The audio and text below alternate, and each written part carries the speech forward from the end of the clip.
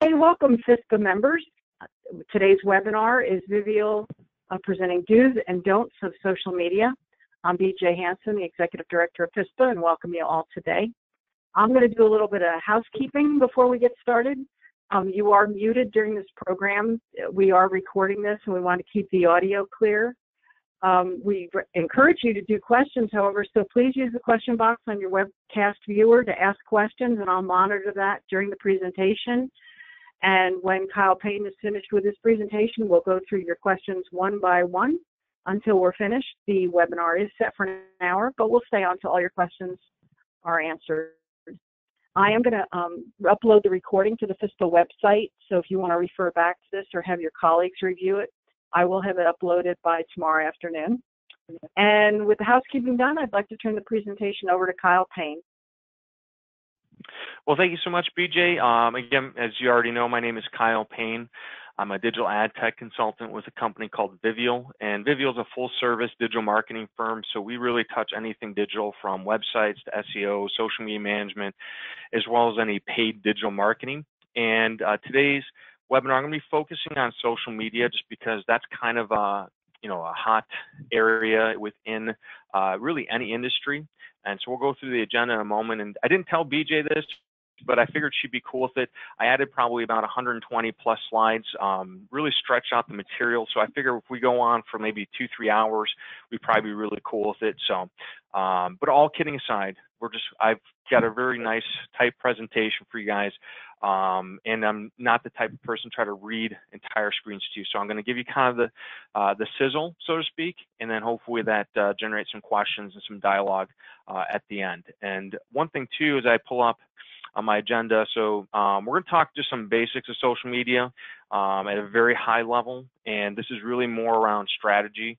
And then we're going to get into really the do's and don'ts of social media within specific platforms. The majority of what we're going to talk about is going to be on LinkedIn. I'm going to touch on Facebook and Twitter as well, but I'm going to focus a little bit more on LinkedIn, given this audience that you guys are mostly trying to reach companies that are B2B as opposed to B2C. And LinkedIn really is probably the best social media platform to do that. So I'll share a lot more detail about the LinkedIn platform and some best practices around that. And time permitting, I'll also go through some myths around digital marketing in general related to websites, SEO, as well as paid advertising, and then we'll get into the questions. All right, now I do have to warn you, I'm from Chicago originally, which means sometimes I do talk fast. The good news is that if you see anything on here that you're interested in getting more detail on or want the slides, just send me an email. My contact information will be on the last slide, and BJ certainly can get it to you as well too.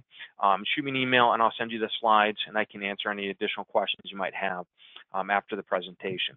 All right, so basics of social media. Yeah, part one.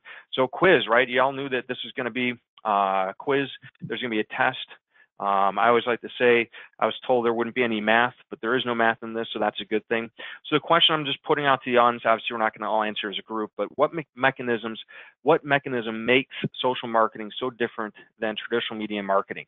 That it reaches millennials, it's measurable. My favorite answer is cat videos, and all joking aside, if you put anything out on social media and there's cats in it quadruples the views. That's comes from a very official experiment that I did. And then D, sharing. So give you a chance to give some thoughts on that. And the answer is sharing. This is a thing that people sometimes miss. They get caught up in this whole concept, I'm going to reach a certain demographic, or that I can measure my results on a large scale. But really the key with social media is that it's an opportunity for you to interact and share within the community, develop a more intimate relationship with your audience. All right, so that begs the question though, how do I share and what do I need to know first, right? Because simply sharing isn't going to mean that you're going to be successful. There's a process to this to keep in mind. So there's the traditional way that businesses have shared and marketed to other businesses pre-digital. And the traditional way is, you got your production crew, you got a really nice, polished, finished product, hopefully, right? Especially considering this can be very expensive. And it's really about the production value of what you're putting together. The new way, though, is we don't need production crews. You basically need a smartphone and a stick, and you can put something out there that is going to engage with the audience. So social media sharing is really more about building an intimate one-on-one relationship. There's a guy on YouTube that my wife and I follow called he's got a YouTube channel called My Virgin Kitchen, and the guy had built up his following and loyal followers on just basically being a guy who doesn't know what he's doing in his kitchen, just in his kitchen, in his home, showing people how to cook stuff, right? Well, he got to a point where he invested in like this video, he converted a barn to a production site basically, and he's doing more glossy angles and more cuts, and it was more of a full-blown production. Well, he had huge backlash from his audience because they didn't like the new look and feel because it wasn't as intimate as it was before. So the moral of this story is that focus on what you're sharing, not necessarily the professional level production shoots. That doesn't mean you can put stuff that's not in focus. It just means you want to make it more about the intimate relationship, the personality getting across. All right, second and last question for the pop quiz. What does it mean to be a social business? So many businesses say, I'm going to go on social media, but they really don't know what they should be doing and how they should be social on the internet. So is it sharing business photos at least 5 times a week, claiming your pages on social media? Is it C, sharing meaningful updates consumers actually care about? Or is it D, having a lot of fun with coworkers, right? Well, sometimes it's D, but it really should be C, sharing information that actually matters from your consumer's perspective. And one of the things that people make the mistake is they start sharing content about what they do, how they do it, but they're starting from the wrong end of the spectrum. They're starting from the company and what they think is interesting, as opposed to starting from the other end, which is the client's needs and interests, and then work backwards into what it is you're offering. So here are some things just to consider. I'm not going to read all these, but a couple things to consider, and I bolded out a couple of them because I think these are the things that will help any business when you're thinking about what can I share. Ask some of these questions, and it'll help you uncover content that's actually going to be relevant. So instead of talking about, well, what's my new promotion that we're offering, or what's my new product or service, ask yourself, what challenges are frustrating my clients? Or ask yourself, what's in it for my audience? What are they going to get out of this?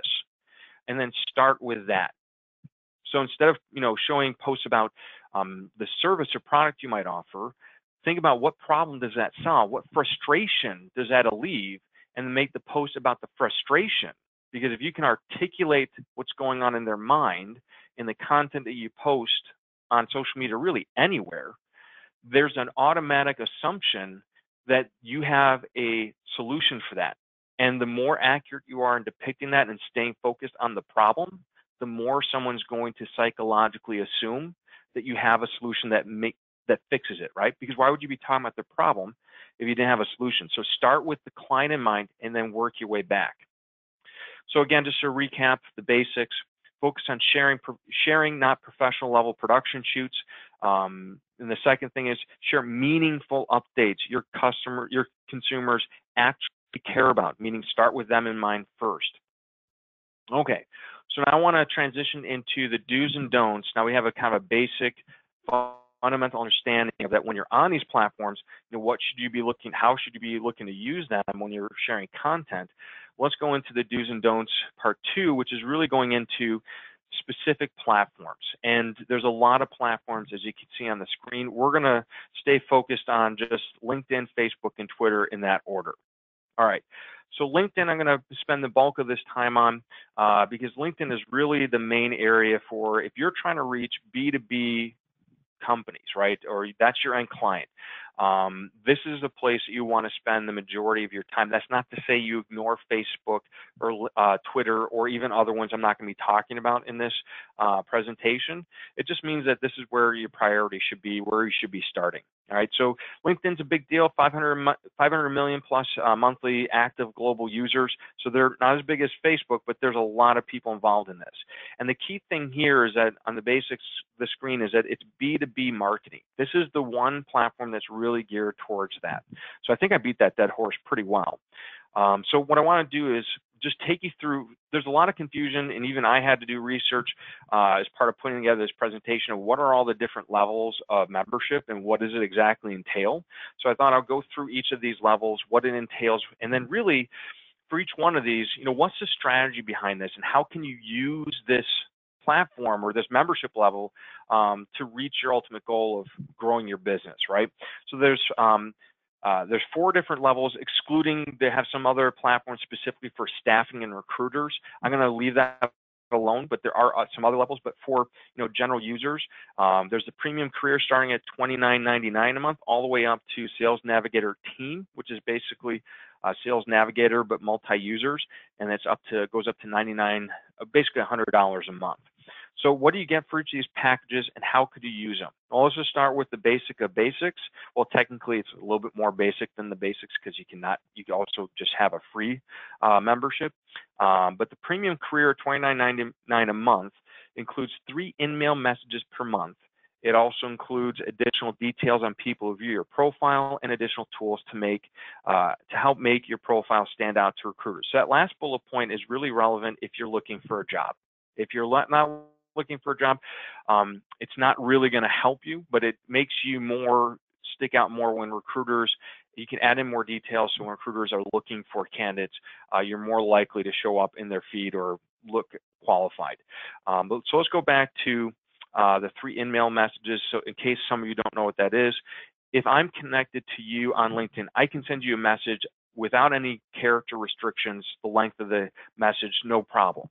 But if I'm not connected to you, then the only thing I can do is one of 2 things. I can send you an invite potentially if there's someone mutually in between us. So I can send you an invite, but I'm limited on the characters, or I can send what's called an in-mail message, which is basically an email through LinkedIn, and I'm not limited on the character, how long that message can be. So that's what that is. And then obviously you can have additional details on the people who view your profile. If you're not familiar, when people look at your profile, unless they're doing it incognito, you can see who's looked at your profile, but unless you pay $30 a month, you only see a couple of the people that are looking at your profile, and not all the people that do it. So what's the best tips and strategy on this? Well, if you're looking to connect with people within a corporation, so if I'm calling on XYZ company and I know I need to talk to the CFO, I'm going to look at the CFO. I might look at the controller on LinkedIn, and I can use this package to use one of my 3 in-mail messages to send them a message to get to a place where they're more likely to see it. It doesn't go in their junk box, and it's more likely to get them engaged as to give them a reason to take my call, and then I can follow up on it. So it's a way to really target message people to, as I like to say, soften the beach. So before you call, they're kind of knowing who you are. You can follow up that way. It also allows you, again, to connect with people who view your profile. One of the best strategies I've seen is that whenever someone that I don't know who they are, I've never connected with them before, is on my profile or looked at my profile, and I realize that, you know what, I actually might want to talk to this person. They fit maybe a referral strategic partner or a company I would be interested in getting into. I'll actually follow up with them and say, hey, send them a LinkedIn invite, say, hey, thanks so much I saw you checked in my profile. I'd love to learn more about your business. Love to connect. So one of my better connections I've made from a strategic partner standpoint was because he looked at my profile. So that's a really great strategy. So moving on to premium business, $47.99 a month, what's included? So it's all the features before, but you get more in-mail messages, and you also get advanced search filters, including additional company data. All right, so obviously the strategy stays the same. The one additional benefit is that you can now really start to use LinkedIn as a lead source generation tool. So what I mean by that is that if you wanted to find companies that are in a specific area that have X number of employees or X number of revenue, you can search. You can have additional filters to search to find people in those companies and then do your targeted messages that you now have 15 of as opposed to just 3. So it's really now allowing you to use LinkedIn as a lead generation source through the filtering, so you can find businesses and people within businesses that you might want to follow up on. Then we take it to Premium Sales Navigator at $79.99 a month. So what's included? Again, all the features of the previous package.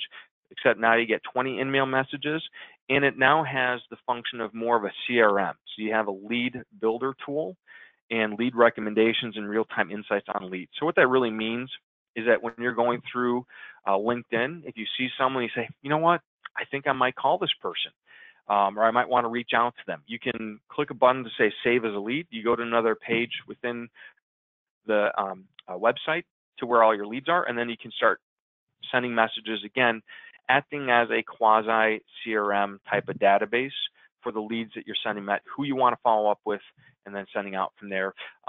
They also, if something happens where someone in your lead changes a job or has a promotion, you'll get notifications, things of that nature. So really, again, at this point, the tip is, the reason why I'd want to go this route is you really want to use LinkedIn as a place where you can not just find leads, but really store and use it as a quasi CRM system and make notes and follow up, etc. And then the last one is Sales Navigator Team. It's $100 a month, and it basically ups the in-mail messages per month. It also provides 25 out-of-network profile unlocks.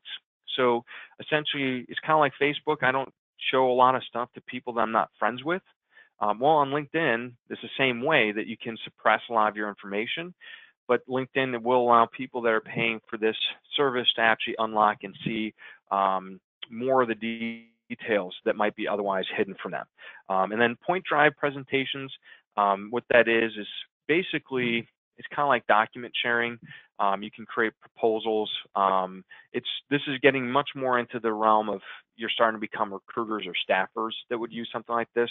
And then the big difference, the real big difference is multi-seat version, meaning you can have collaboration amongst the team on the same information. So if I created a document, I can share it with multiple people that are part of my multi-seat, and that's $100 per month per user. So this again really gets relevant if you have a team of people that are working on similar activities or prospects. All right, so let's get into just some now we know what the platforms are and the different levels. Let's just get into some basic do's and don'ts. So these are some things that we do for our clients as part of when we get hired to manage social media. We typically recommend 4 to 5 posts a week. So coming up with some kind of thought leadership idea, or even just finding what someone else shared within your industry and then reposting it and doing what we call an Oreo post. And it's just like the cookie. You got your comments, a very brief comment on the top. You've got the other the other person's post. So you talk about the post, you show the post, and then at the bottom you give your conclusion.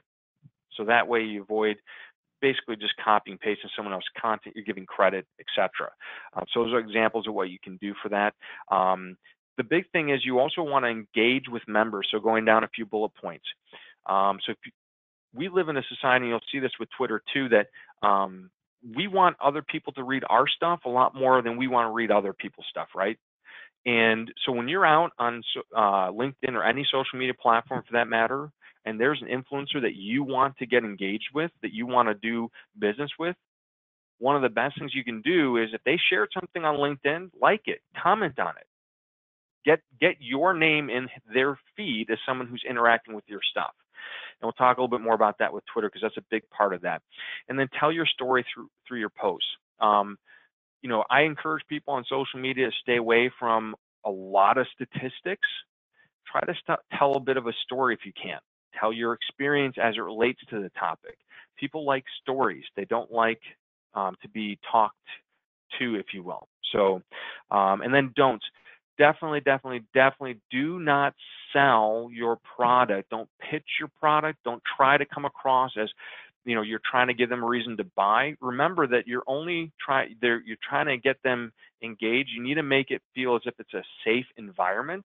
And just think about the last time someone you met started telling you about a promotion or something that was clearly trying to get you into a sales process. How safe did you feel talking to that person, engaging? Probably not very safe.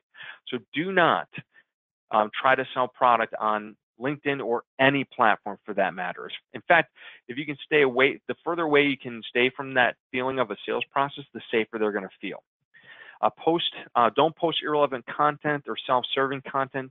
don't put something out there that's clearly a loaded question or clearly, slanted to your favor, because people are smart. Even if they don't realize it, they'll pick up on a subconscious level.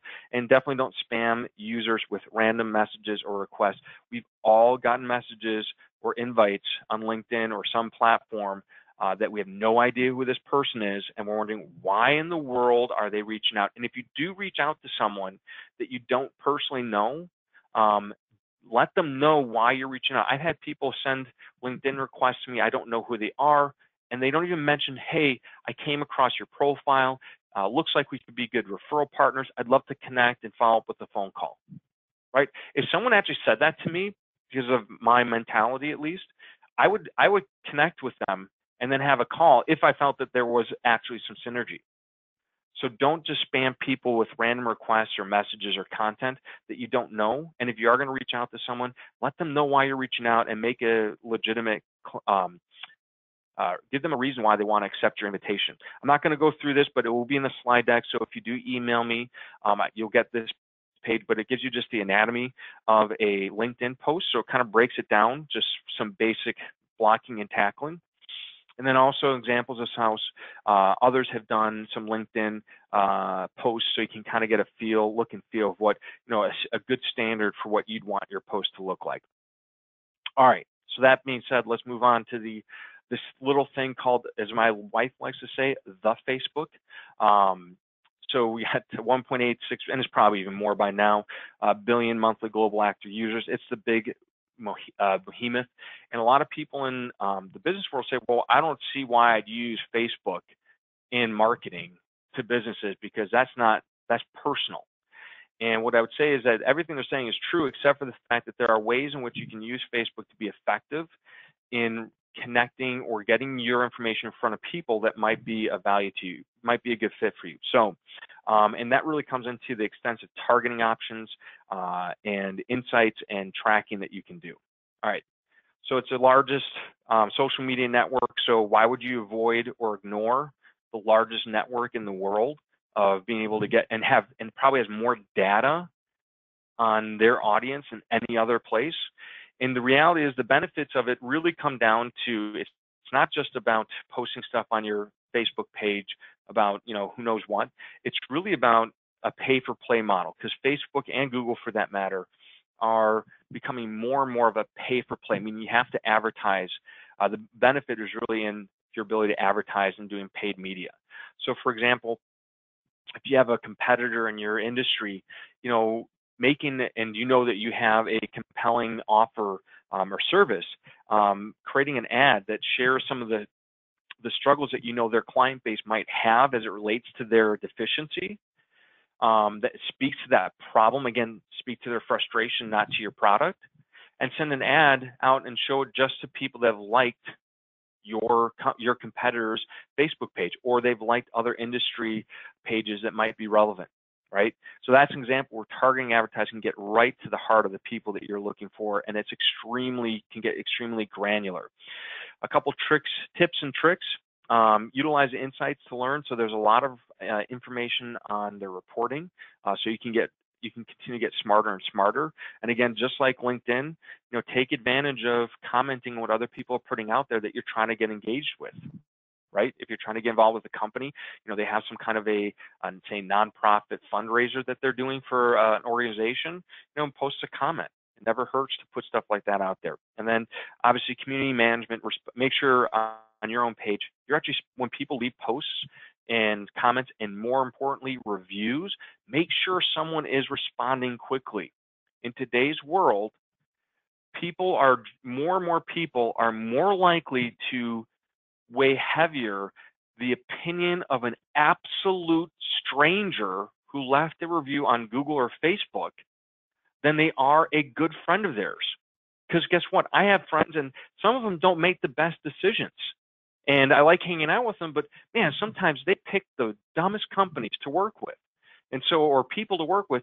And so when they say, hey, you got to use this realtor, use this company, blah, blah, blah, I'm like, yeah, I don't know about that, right? And more, and even if they do say, use this company and I trust them, guess what I'm going to do? I'm going to go to that company's website. I'm going to go to their Facebook page. I'm going to go to their Google page. I'm going to Google them and see what their reviews are. So you got to make sure that you're managing your community and responding to all the posts, reviews, and comments, but especially the reviews, because that's really factoring in to people's research prior to calling or engaging. So again, just some quick do's and don'ts. Again, we want to be posting on a regular basis, 3 to 5 posts per week in general.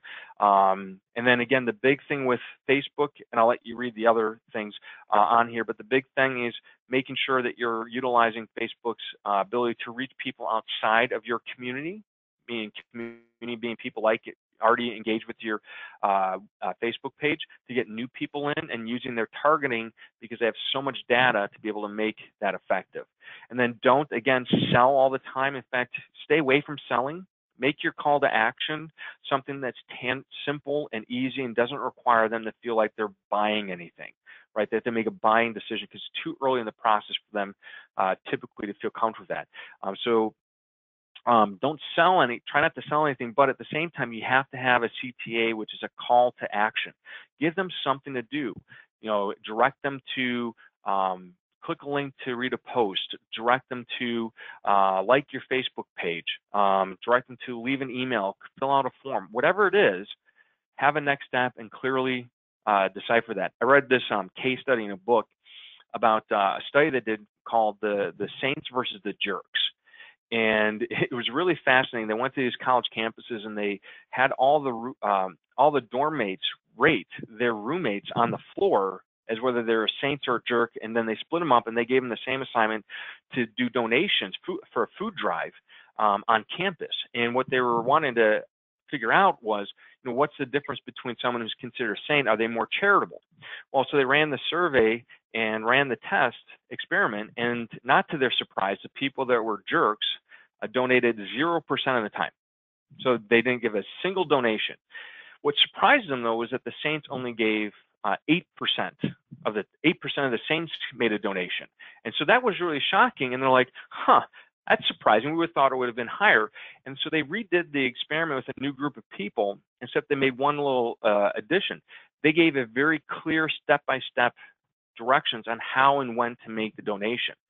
So they literally gave them a map. They showed them where on the map was all the locations to make the donation. And they even prompted them with a suggestion that after your first class before lunch is a really good time to drop that off, right?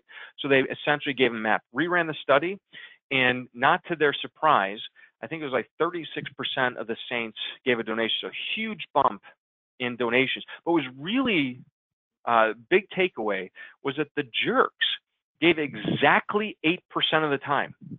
So their takeaway was this: a jerk with a map is just as charitable as a saint without one. So remember, you got to have clear call to actions. Give them a map and what to do. Otherwise, they're going to get lost. And even at the best intentions, they're not going to follow through 92% of the time if they're a saint, and 0% if they're a jerk, right? So again, Facebook post anatomy, you can take a look at this. It just walks you through all the basics of how Facebook post is structured. And here's some examples of some work that we've done, and some how you can use Facebook for posts specifically. All right, so moving on, I got another probably 10 minutes or so. So Twitter. Now, everyone thinks, other than, as it relates to our current president, that Twitter is really worthless. And if you've heard the news, Twitter has been trying to find someone to buy them for a long time. And so we get this notion that Twitter is no longer any value to individuals, and certainly not businesses see value in how to use this. The reality is that there's a specific way in which you can actually use Twitter from a business perspective that is could be very effective. And so one of the things is really keyword targeting is the key thing with this. All right, so here's some opportunities from the Twitter basics that you can do. Really get engaged with your customers, vendor customer engagement, real-time tweeting. But the real thing, the tips that I want to recommend is at the bottom, and that is you can conduct frequent search and response. So what is that exactly? So let's just say you have there's a problem that your company's product solves. And if there's anyone out there talking about that and tweeting, because again, we live in a society where we like to talk a lot, but we don't take the time to actually listen to anyone. So when people actually listen to us, it's a really big deal, and it boosts our ego and we get really excited, right? So play into that human psychology, and because people will post something out there, if you can do advanced search on Twitter to find keywords that of people talking about something that might relate to your business or service or product you have to offer or problem that you solve. And then when you find those people, all you need to do is just simply like, retweet, and comment. Tweet them back, right? And then if they engage with you, then you can say, hey, you know what? Why don't we have a cup, get a cup of coffee or have a conversation on the phone? Let's talk through how we can maybe resolve this, right? Get them engaged, make them feel safe. So Twitter, because people like to voice their problems, is a great place to find those people when they're voicing their problems, and then coax their ego by simply reading and commenting. Let them know that, hey, I hear you, right? So that's one thing that I think people miss with Twitter that can be very effective. All right, so some do's and don'ts. Post regularly, once or twice a day is what we commonly do for our clients. And again, like I mentioned, the second bullet point, absolutely, reach out, connect to people that you're trying to reach on there, and just the same way the search and respond, like their stuff, retweet it, get them to follow you, etc. So build your audience. And again, address customers and escalate concerns as necessary. So if you have your clients out there, you need to be looking for them saying bad things about you, right? You might be looking for your people bad-mouthing your competitors, but if you see your company or one of your clients in it, you better respond to that, because people will find that, right? And then when it comes to the don't specific to Twitter, don't overuse the hashtags. A lot of people don't even fully understand, and it took me a little while to figure out, well, what in the world are these hashtags when they first came out? It's just organizing things and categorizing it in like a file drawer system, and don't overuse it because it gets in the way of people being able to read your message, and it just seems, it just doesn't flow very well.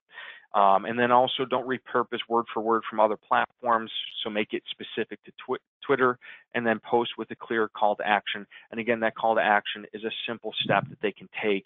That's a baby step. You're typically not at a point where you can ask for a lot. You don't want to propose marriage on the first date, so to speak. Again, this is how others have done tweets, so you can kind of see example of that, and some more examples of that as well. Through that, this is actually the anatomy, and this is how others have done it. All right, so with that being said, I'm going to spend maybe 5 or 6 minutes or so talking about some of the myths I found in digital marketing that you might be running up against as well too, and then we'll open up the rest of the time we have today for some questions. All right, so here is myth number 1. Professional websites are expensive. If any of you guys have ever been involved in getting a quote on websites, sometimes your jaw might drop. Now, I know this because I came from a boutique firm that was primarily a website development firm, and just for a basic website, brochure website, we were starting at like $10,000 if you wanted us to actually write content just to build it, and then the ongoing maintenance costs were on top of that. And the reality is that websites are still expensive because people haven't fully realized that the market has changed. And it used to be 5+ years ago that you had to do coding, you had to be an expertise in that coding, so people that usually charge more money per hour to do the building, and there was a lot of time and labor. And they did that because in order to outperform your peers with the coding and make sure it's organized properly so your website shows up, because on-page SEO years ago was more of a difference maker for companies, that it made sense to invest that. What's changed is that there's platforms now that really streamline the coding, so you don't have to know, PHP coding or some other form of coding to build a website. There's been technology that's basically made it somewhat dummy-proof, very simple for even a novice to get in there and start putting stuff together. So the expertise is really not technical anymore, and the time and labor is dramatically lowered. It's really just on the creative side. There's not as much work to do behind the scenes. So if you're looking at options, or companies are looking into websites, just keep that in mind. Do you have the need for custom programming and software built into your website? If so, you're going to have to spend a lot of money. But if not, don't let someone sell you on this idea that you need to spend tens of thousands of dollars to build a website because of the coding that really is irrelevant in the process. And that brings me to myth number 2, and then this idea of buy versus own the website. A lot of times people will spend a large lump sum to own the website, and then unfortunately come to realize that it really didn't save them the kind of money they're thinking, because about every 3 to 5 years, they're going to have to do a refresh, and the refresh is usually about a 25 to 30% on average of what you paid to have the website built in the first place. So the benefits are you own it, you can keep it no matter what, so they can't take it away from you, so to speak. The cons are you own it, and that means you need to update it, like I said, 3 to 5 years. And owning doesn't mean portable. Like, people's like, I have already paid my website when they come to me to build a website.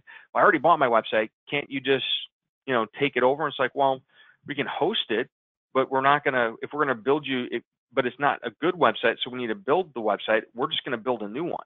So it's not as portable as some people think. It's not like buying a tangible thing you can take and carry with you. And there's also can be some very high upfront costs with some still monthly fees ongoing. The subscription pros is that typically there's a low cost to no upfront cost. So a lot of these websites, you don't have to put any money down. It's just that monthly fee. And then there's the monthly fees typically can be in line or less than websites where you're paying a large upfront sum. And all the ongoing services should be built into it, because it's a software as a service model. So when there's major changes or updates in the coding that needs to happen, the company will do that and typically not charge you for that, because they're doing it on a platform level, not just each individual website. So one of the cons is you do have to pay that monthly fee for as long as you have the website. But bear in mind, if you get a good monthly fee that fits your budget, that's going to cover things you're going to have to spend on a monthly basis, like hosting, maintenance, domain registration, etc. All right, so brings us now to myth number 2. Getting found on Google is a mystery. A lot of people have no idea what SEO is, what people do with SEO, and what works. And so I wanted to share a couple things on that. So what does SEO stand for? First of all, it's search engine optimization. And how does it work? Well, the way it works is, I like to joke and say it's a fancy schmancy term that people in my industry love to share to elicit expensive fees. But really, at the end of the day, it's just tactics that we do to make it more likely that Google will show your website on search results for Google. And there's two versions of it: on page, off page. And on page is really anything that's referred to website optimization. So anything happening on your website. And typically this relates to your coding as well behind the scenes. And the nice thing is, in today's world, these platforms have really, to the best of their ability, dummy-proofed the coding and the on-page SEO. So unless you literally don't know who you want, what searches you want to show up for, you're pretty much set on-page SEO for a lot of platforms. On the off-page, it's everything that happens away from your website. So it's creating content. It's getting your content to be picked up by news wires, making sure you show up on the directories like Google, Yahoo, Bing, LinkedIn, Facebook, whitepages.com. There's literally like hundreds of directories to make sure you're showing up in those directories with your name, address, phone number correctly. So there's a lot of things, a lot more work to be done away from your website to build a sense that you're credible, you have something of value to give to the Google searcher, and Google is going to work with you, recommend you, because they know and trust you. So which one of these is more important? Well, quite honestly, they're both important. But as I alluded to a second ago, off-page is becoming more and more important, because on-page is becoming commoditized with the platforms, meaning that your peers are all going to have the same level. There's not going to be as much of a discrepancy on the coding of the websites and the structure as it was maybe 5-10 years ago. Meaning, how do you stick out? Well, now it's really pushed that needle to focus on off-page SEO. Do you have your directories clean? Do you have content going out? Are other people reading the content? Are they liking on social media? Did a local newswire maybe pick up that story and put it on their website? So the three things really to do for off-page optimization is really comes down to make sure your directories are optimized, create content consistently, and a lot of content, a lot more than you might think. Typically 2 articles a month is what we recommend, and they get someone else to validate it through vouching for it. So having on newswire, social media likes, shares, comments, etc. So last myth before we get into some questions here is, paid advertising doesn't work. A lot of companies have gone into the paid advertising, say Google pay-per-click, and quit within a short period of time because they say it doesn't work. And I would say how you advertise really does matter, because there's the old school way of having someone that comes off and says, I'm really smart, I really know about AdWords, I'm an AdWord expert, and I'm going to make sure you get better results. And so you pay them some kind of a management fee, and they manage your Google AdWord account. Well, the problem is today, there's so many more people competing than there was certainly 10 years ago, and they're competing with bigger budgets, that there's a requirement to be able to analyze more data more efficiently and more effectively to be effective in this. So the analogy I give to this, what's happened, where we're at right now in the marketplace is we're about to go through a shift, the same shift that the stock market went through probably 10, 15, 20 years ago. So if you go back into the height of the stock market in the 1980s, you get all those guys in what they call the pit, like, flashing these symbols with their fingers and, yelling and screaming and ripping up paper, right, that you see in the movies. If you go to the stock market, New York Stock Exchange now, there's like no one in there. And the reason why is that that person was really smart in the 1980s to find opportunities, was getting their butt handed to them when technology and software came out that was able to analyze more data, more accurately, and more efficiently than they would ever be able to analyze every second that there's a trade going on, right? And so they started leaving the stock exchange and started working from home using that software and making the trades with the benefit of the software. That's where our marketplace is right now. So a lot of people that are struggling, or if you've experienced struggles with paid advertising to some degree, it could be related to the fact that there's more data to analyze more effectively, and there's better ways to do it. And not very many of your peers or companies out there yet have gone on this curve where they've started to utilize technology and software. So it's really, paid advertising does work if you're effective in being able to take the right approach. All right, so with that being said, it's about, it's 12:42 my time, or your time. So I don't know if we have any questions, BJ, that have come up, and then maybe we can start answering those questions. Yes, we do have some questions. One, going back to LinkedIn, with the GDPR regulations in Europe, does this affect reaching out via LinkedIn to potential customers in Europe through in-mail messages? That is a great question. Let me get some feedback on that, because predominantly my clients are in the States, so I don't deal with that. I haven't personally dealt with it, and this is obviously a very recent thing. And for those of you not familiar with this, if you've noticed that your inbox is blowing up with people, companies asking, with updates on this, it's kind of making a big deal because of what's going on with Europe and the requirements as it relates to that. So I don't know the answer to that, unfortunately. I don't want to guess at it. Let me do this. Let me look into this, and I can get back to that individual via email with an update, because that's a great question. Okay. All right. Also talking about LinkedIn, do you have any case studies or know of any case studies where LinkedIn has led directly to closing sales? Yeah, so I can go through some of our clientele and see if there's some specific cases with LinkedIn. What I can tell you from my personal experience is that I've gotten closed business through LinkedIn because I utilized some of the strategies I shared. So, for example, one of the examples is I had a gentleman here in the Minneapolis market where I'm based out of, and he looked at my LinkedIn page, and he was in working for a law firm in a business development role, and I thought, oh, that's interesting to actually have someone who's at a law firm that's not an attorney that's doing business development. They might actually give referrals out. And so I reached out to him, said, hey, I'd love to connect with you. Saw you looked at my profile. I'd be interested in learning more about your role in the firm and see if we can be strategic partners, something to that effect. Accepted my invite. We scheduled a meeting.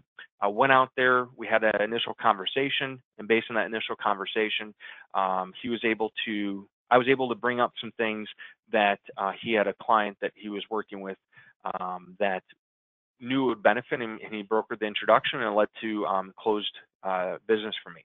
So it works because you can connect with people, and then, but it won't work if you just, it's not going to like magically create this. You've got to actually do the work. And the big thing is it's in the follow-up. You know, it's pushing a little bit when someone shows an interest to actually, let's get together, let's talk. So you're not going to get a closed deal strictly through communicating through LinkedIn, but LinkedIn will lead you down the road where you make a connection, either direct with the company or with the center of influence, that will lead to the closed business. Okay, and then Facebook. With the new updates and restrictions Facebook has made with the advertisers and paid media, are there new criteria or tips to consider? Yeah, so some of the things to keep in mind is that, and for those of you not familiar, and I'm hoping this is where this person is coming from with this, that Facebook has wanting to decrease the percentage of ads that are showing up in the feeds. But really what that's going to affect more so is if you're the national advertisers, because really what they really want is, if there are going to be ads, they want to encourage them to be local, or within that marketplace, geographically speaking. The other thing too that sometimes is missed in this conversation is that Facebook is now opening up advertisement on Instagram. They're opening up advertising on Facebook Messenger, so other of their platforms, and so they're in this sense trying to spread it out more, as opposed to cut it out, because or to diminish it. And they also again want to make a big move towards having it be more localized. So the advice is to really be prepared to diversify on the platform to maintain your ability to advertise and keep your cost, can help maybe keep your cost down. And yeah, so that's kind of what's going on with Facebook, at least in the last 4 or 5 months or so. That's kind of coming down the pipeline. All right. And what would you figure would be a good starting budget for Google AdWords? How do you calculate where to start on your budget? That's a great question, and it's one of those things where it depends on. It really depends, and I know probably a lot of people on this call in some way, shape, or form, directly or indirectly, are in sales, and the reality is a lot of times that's our answer to questions like this. And it really depends on how big of an area you're looking to target. It depends on the competitiveness of the keywords, and it really depends on how much business do you want to drive. So one of the things that we do for our prospective clients is that we'll, through a discovery process, identify who you're trying to target, what's your area you're trying to focus on, and then we'll run the analysis for our clients so they don't have to try to figure this out, and put together estimates of, hey, if you were to spend, if you wanted to get enough penetration in your marketplace, you need to be around this percentage of the impressions on Google search results, and that's going to lead to X number of clicks, and we would estimate that you probably see this many inbound leads is a reasonable expectation. And so sometimes we can work into the budget and give some options. So it's really not a question you can answer with this hey, minimum starting, but I would tell you not to stay away from anything less than like $300 or $400. People try like $100 here and there. You really run the risk, and in some industries, even like less than $500 or $1,000, you really run the risk that you're just burning money. So if anyone has questions about that, I'd be happy to learn more about your industry, what you're looking to do, and run some analysis at no cost, obviously, to get you into the right idea of budget. Okay, and the last question I have now, so if any of you that are listening have any more questions, get them in, because the last question we have now is, how do you get started with analyzing your online presence? Where do you start? Yeah, and it, think of it as like, following it through the sales funnel. You're going to start with, how are you showing up? So Google search, are you showing up on the Google Maps? Are you showing up on the organic search results? Do you have your Google page claims? So these are some basic things that people can check, and I can certainly offer that as well too. I look at, I'd also look at social media audits that we can run for our clients. And then ultimately, it all comes back to the website in most cases, because that's where you're going to drive people to, and taking a look at your website. And I recommend, there's a handful of audits you can run. They're they're free and fairly decent to at least give you an idea of how your website is doing from a structural standpoint. And then the other thing I encourage people to look at is make sure your website is mobile responsive. So look at it on your phone. And when it's on your phone, you really shouldn't be able to pinch it. You shouldn't need to pinch and squeeze to expand the view so you can zoom on it. And then the other thing with your website is the messaging. I've seen so many people mess up the messaging and not even realize it. So for example, I had a prospective client I was talking with years ago, and she was selling weight loss pills. And we looked at her website, and I kind of suspected she maybe wasn't targeting, messaging was a little bit off.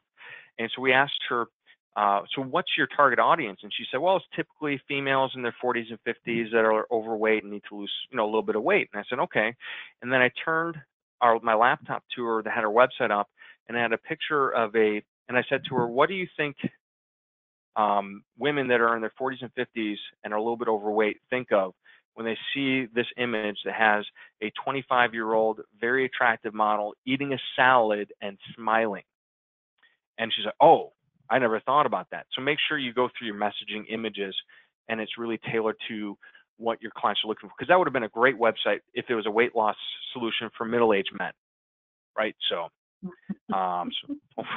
that gives you some insight in that as well. So, and then I'll put in one last little plug.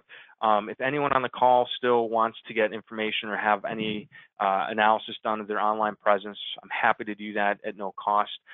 Provide you my take on it, and then kind of leave it at that. So if you have any interest in that, please feel free to give me a call or shoot me an email, putting on the screen my information so you can take a note of that as well too. Be happy to do that for you guys.